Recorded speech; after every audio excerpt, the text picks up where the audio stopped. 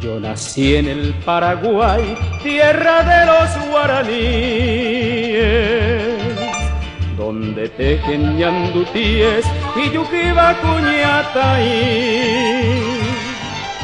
Ellas son mis galoperas, son las indias que son diosas.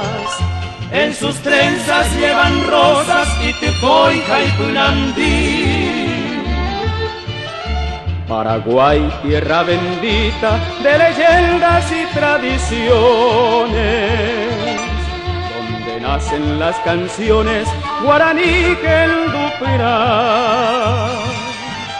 Tiene ritmo de guarania de aquel máximo trovero, Manuel Ortiz Guerrero, natalicio del Guairá.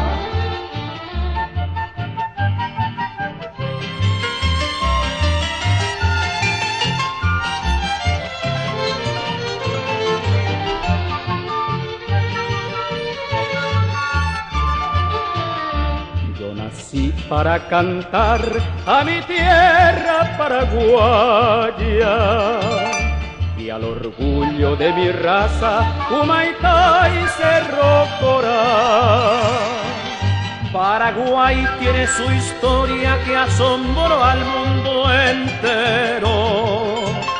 Sus retoños resurgieron en el Chaco boreal. Nací en el Paraguay y en su seno hay un tesoro. Virgencita azul y oro, Tupacica Acupé.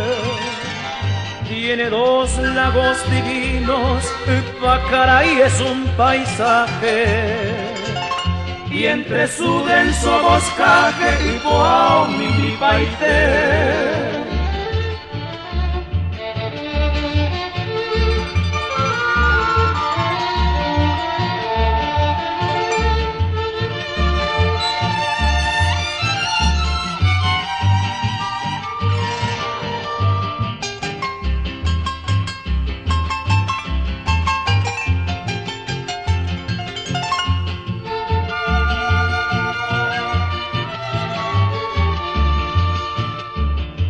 Y en el Paraguay, bajo un rancho de palmera, soy bohemio y por doquiera Baracante se ilumina.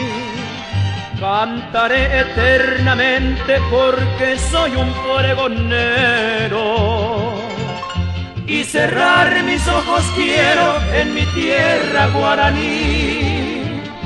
Y cerrar mis ojos quiero en mi tierra